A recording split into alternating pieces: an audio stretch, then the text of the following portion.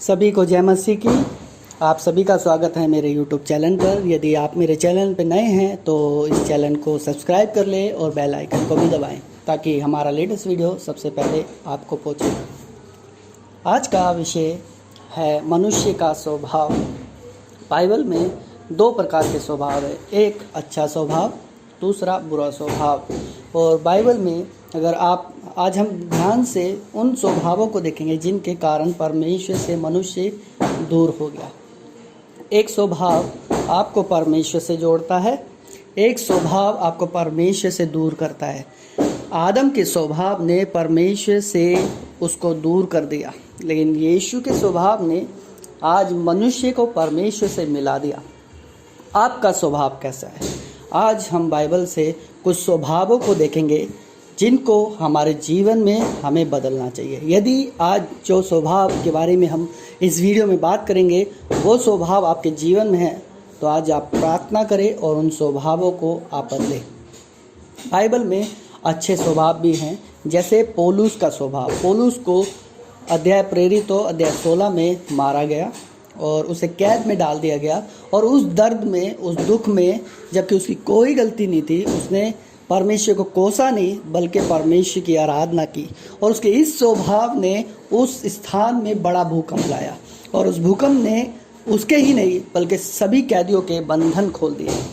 और बंधन खोलने के कारण जब वहाँ का जेलर को लगा लोग भाग गए तो उसने अपने आप को मारना चाहा, और पौलुस ने कहा नहीं, अपने आप को हानि ना पहुँचा, मैं यहीं हूँ। और उसके इस स्वभाव ने उस व्यक्ति के जीवन को बदल दिया।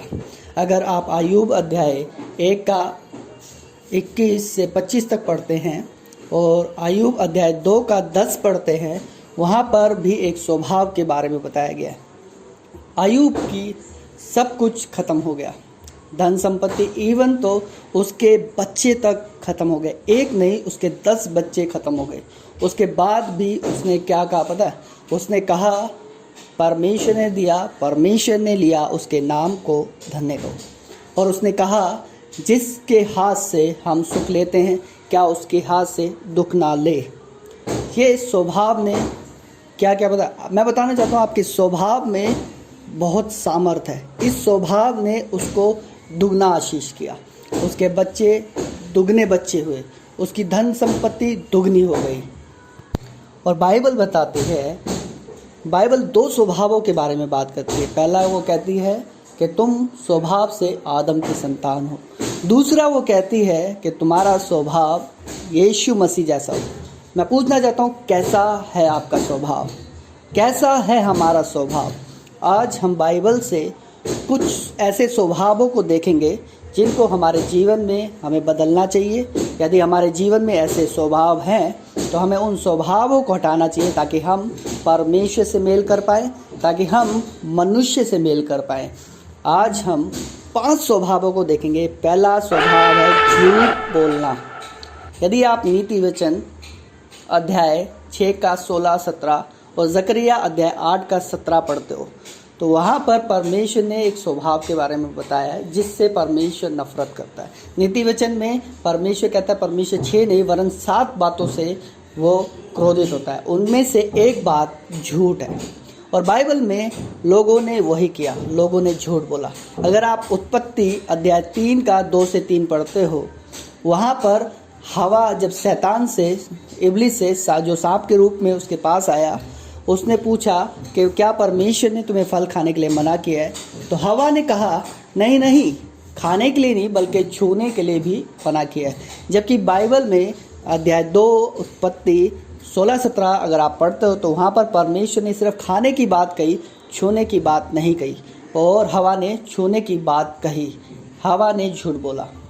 दूसरा यूहन्ना अध्याय 11 का 28 आप पढ़ते हो तो वहाँ पर जब लाजर मर गया, यीशु मसीह उस नगर में आए, और जब उस नगर में यीशु आए तो मार्था अपने घर से दौड़कर आई, और यीशु से बात करने के बाद जब वो वापस घर जाती है तो घर जाकर उसने अपनी बहन मरियम को कहा गुरु यहीं है और तुझे बुलाता है। और आप जब पढ़ते हो तो वहाँ पर यीशु मसीह ने उसे बुलाया ही नहीं, फिर भी मार्था ने झूठ बोला। और यदि आप दूसरा राजा अध्याय 5 का 21 से 27 पढ़ते हो तो वहाँ पर एलीशा का एक दास है गेहजी, जब नामान नाम का कोढ़ी उस जगह पर आता है और बहुत सी धन और संपत्ति लाता है जो एलीशा को देने के लिए। एलीशा मना कर देता है, लेकिन गेहजी उसके पीछे दौड़कर वो सारा कुछ सामान उसमें से ले आता है। और जब एलीशा पूछता है तू कहाँ गया था, तो गेहजी ने कहा तेरा दास कहीं नहीं गया, और उसने झूठ बोला। और इस झूठ बोलने के कारण क्या हुआ, उसको नामान का कोढ़ उसके जीवन भर बना रहा। यदि आप भी नामान के समान हर बातों में लालच कर झूठ बोलते हैं तो ध्यान रखें, परमेश्वर झूठ से क्रोधित होता है। यदि आपका स्वभाव में झूठ है तो आज प्रार्थना करें और इस स्वभाव को आप बदले यीशु मसीह के नाम से। दूसरा स्वभाव, जलन रखना। उत्पत्ति अध्याय 4 का 4 से 7 जब आप पढ़ते हो वहाँ पर दो भाइयों के बारे में बताया गया है, एक जिसका नाम कैन है, दूसरा जिसका नाम हाबिल है। इन दोनों ने परमेश्वर को भेंट दिया और परमेश्वर ने हाबिल की भेंट को ग्रहण किया और कैन की भेंट को ग्रहण नहीं किया। और इस बात से कैन जल गया, जबकि परमेश्वर ने उसे ग्रहण ना करने का कारण भी बताया कि यदि वो भलाई से प्रीति रखे और धर्म के काम करे तो क्या उसकी भेंट ग्रहण की ना जाएगी। लेकिन उसको इस बात से मतलब नहीं। यदि परमेश्वर ऐसा कह रहा है, इसका मतलब हाबिल का जीवन ऐसा है, वो धर्म के काम करता है, वो भलाई से प्रीति रखता है। लेकिन कैन को इस बात से मतलब नहीं कि हाबिल का कैसा जीवन है, बस उसे इस बात से किल्सन थी कि परमेश्वर ने उसकी भेंट ग्रहण क्यों ना की। आज मसीहों में भी, बहुत से मसीहों में ऐसा ही स्वभाव है। जब कोई ऑफिस में बढ़ता है, जब कोई चर्च कलीसिया में बढ़ता है, जब कोई पास्टर के क्लोज होता है, तो लोगों को इस बात से मतलब नहीं कि वो पास्टर को कितना टाइम देता है, परमेश्वर को कितना टाइम देता है। बस उनको जलन होती है और वो क्या करते हैं, जलते हैं। यदि आपका भी स्वभाव ऐसा है, ऐसे लोगों को इस बात से मतलब नहीं, वो कभी खोज नहीं करते क्यों परमेश्वर ने उसकी भेंट ग्रहण की, क्यों लोग उसे पसंद करते हैं, वो उन्हें इस बात से मतलब नहीं, वो इस बात की खोज करते ही नहीं, बस वो जलते हैं। यदि आप भी ऐसे हैं तो आज प्रार्थना करें और ऐसे स्वभाव को अपने जीवन से आप दूर करें यीशु मसीह के नाम से। तीसरा स्वभाव, परेशानी में प्रभु के कामों को भूल जाना। यदि आप निर्गमन अध्याय 14 का 11 पढ़ते हैं, वहाँ पर इज़राइल मूसा को कोसते हैं।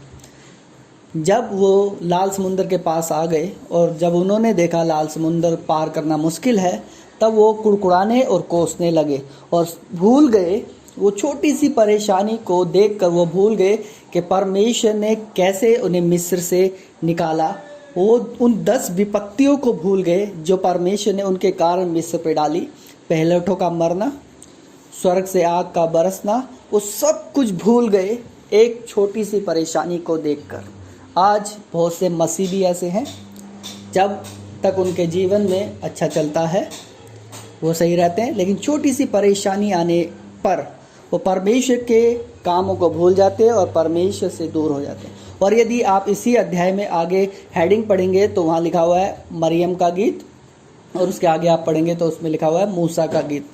और ये लोग जब ये परेशानी दूर हो गई तब ये परमेश्वर का भजन गा रहे हैं, आराधना कर रहे हैं, जय मसीह की, प्रेज द लॉर्ड।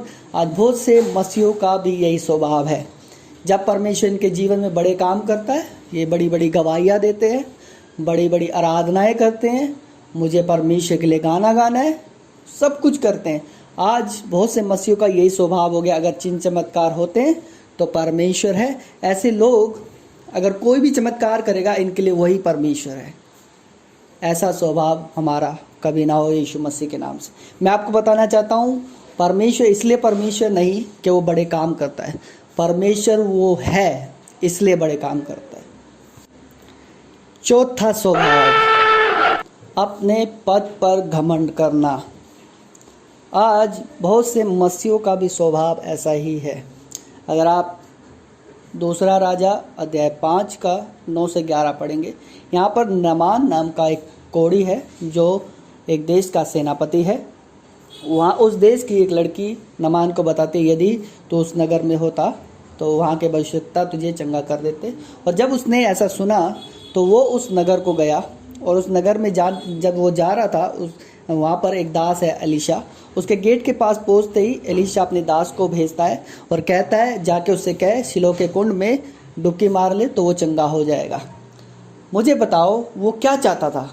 वो चंगाई चाहता था, और एलीशा उसको चंगाई तो दे रहा है, फिर क्यों गुस्सा हुआ? क्योंकि उसको अपने पद पर घमंड था। वो चाहता था कि एलीशा बाहर आए, उसके सर पे हाथ रखे और वो प्रार्थना करे। उसे घमंड था कि एलीशा एक सेनापति के सामने नहीं आया, और उसके इस घमंड ने उसे चंगा होने नहीं दिया।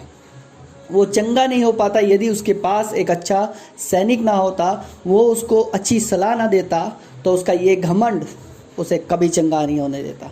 यदि आपके पास भी घमंड है, आज बहुत से मसीहों में घमंड है, चर्च में उनके पास एक पद है, और जब कोई उन्हें जय मसीह नहीं कहता तो वो भी दूसरों को जय मसीह नहीं करते। क्यों?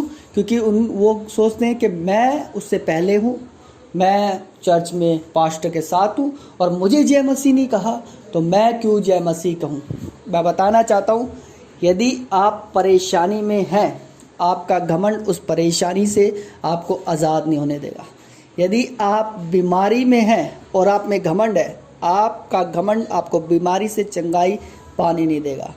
यहाँ पर भी नमान का घमंड उसे चंगा होने नहीं दे रहा है। कल्पना कीजिए, यदि वो सैनिक ना होता, वो इतना गुस्सा हो गया, वो वापस जा रहा था, और वो जो एलीशा ने कहा वो काम कर ही नहीं रहा था।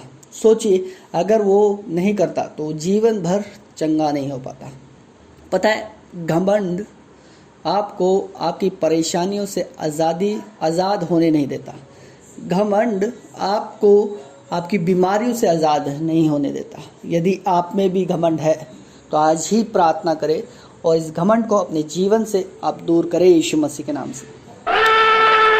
5वां स्वभाव, चुगली करना। यदि आप गिनती अध्याय 12 का 1 से 3 पढ़ते हैं, वहाँ पर मरियम है और हारून है। उनको किसी बात से, मूसा की किसी बात से बुरा लगा, और उस बुरा लगने के कारण वो एक दूसरे से मूसा की चुगली कर रहे हैं, और उस चुगली को परमेश्वर ने सुन लिया, और इस कारण मरियम को परमेश्वर ने कोढ़ी बना दिया। ध्यान रखें, यदि आप किसी से गुस्सा हैं तो चुगली कभी ना करें। मुझे बताइए, अगर गलती मैंने की है तो मैं सुधारूंगा या कोई और? आज बहुत से लोगों का यही स्वभाव है, जिसकी गलती है उसे नहीं बताते, बाकी पूरी दुनिया को बताएंगे, लेकिन जिसकी गलती है उसे नहीं बताते। यह होता है चुगली करना। और मैं बताना चाहता हूँ, यदि आपके स्वभाव में चुगली करना है तो ध्यान रखें, ये खतरनाक है। मरियम कोढ़ी हो गई। यदि आप भी चुगली करते हैं तो प्रार्थना करें और इस स्वभाव को अपने जीवन से दूर करें यीशु मसीह के नाम से। बाइबल में और भी बहुत से स्वभाव हैं, लेकिन आज के लिए इतना ही। सबको जय मसीह की। Praise the Lord. प्रभु की सुरक्षा आपके साथ बनी रहे। यदि आपके जीवन में ये सब स्वभाव हैं तो इन्हें आप प्रार्थना करें और अपने जीवन से दूर करें, ताकि आपका मेल परमेश्वर और मनुष्य से हो सके यीशु मसीह के नाम से। आइए हम सब सरों को झुकाएं, आंखों को बंद करें और प्रार्थना करेंगे। सर्वशक्तिमान परमेश्वर पिता, आज जो वचन आपने दिया पिता स्वभाव के बारे में, जिसके कारण हम मनुष्य आपसे दूर हो गए पिता, इन 5 स्वभाव को यदि पिता हमारे जीवन में है, अगर ये हमारे जीवन में है तो पिता हम आज आपसे प्रार्थना करते हैं, इन स्वभावों को हमारे जीवन से दूर करने के लिए हमारी सहायता करें यीशु मसीह के नाम से। पिता हम धन्यवाद करते हैं, आपने प्रार्थना सुना, यीशु मसीह के नाम से मांग